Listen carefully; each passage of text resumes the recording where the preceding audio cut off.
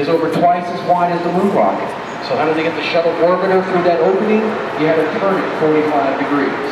And even at that point, it only cleared the steel beams by a couple of inches. The space shuttle cost $2 billion, and they didn't want to ding the wings. So that's the big picture, the big vehicle assembly building.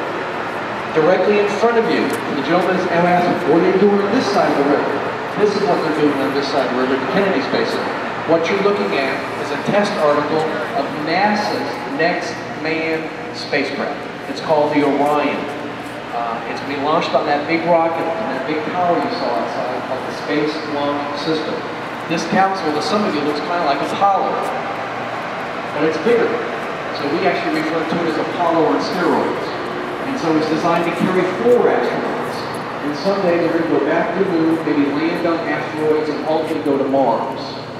That little girl over there on the far left, she's about the right age to be the first person who walks on Mars. So I'm pretty far down the road, okay? And oh, by the way, her parents are charging $5 for autograph for that little girl. They're going to pay for this trip. Okay, so this test article right here was actually used just under 2 years ago. What do you mean it was used? Well, it didn't go into space, but it went up real quick. If you can envision a big tall pole on top of it, a rocket motor, a launch escape system, and pictures say 1,000 words. So I'm going to run over here real quick and point to a picture. This is that capsule you see right in front of you being launched up out there in the New Mexico desert. When it went up, it was going 600 miles an hour within 3 seconds. So it means you're getting off of a rocket, you got to get off in a hurry. So that's why they're going back to capsules. Safer. They hope simpler, and they certainly hope more economical. And so that's the future right there, the Orion spacecraft.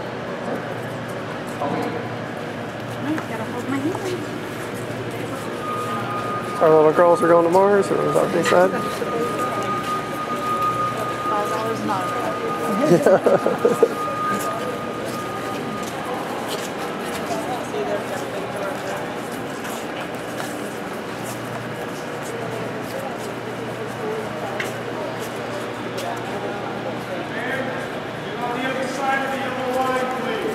Sorry. Okay. We have visitors from around the world. I'll repeat that again. And the universal language is pictures. So NASA spent a lot of money, you the taxpayer, to put up those pictures. To kind of tell you the story what went on here inside the big building. So in the far right, you got the section, the first section, the moon rocket being lifted up right where you're standing. You got the Apollo being lifted up there in this picture. There you have the first stage, the Saturn 1B rocket that was used for Skylab and Apollo Soyuz. That's the Kuiper rocket that's laying horizontally in the Business Complex rocket garden. And there you see the bigger piece of the space shuttle, the big orange internal fuel tank. That's just foam, by the way, the orange color. And then there you see the orbiter Atlantis being hoisted up in a big crane and cradle. And then finally you see the Endeavour going up at a 45-degree angle.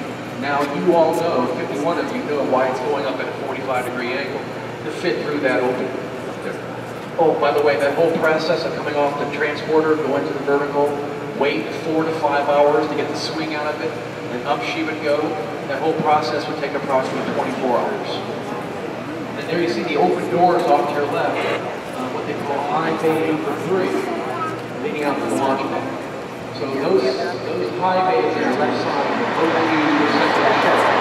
But back during the Apollo moon days, 1969, we had 3 moon rockets that were either in here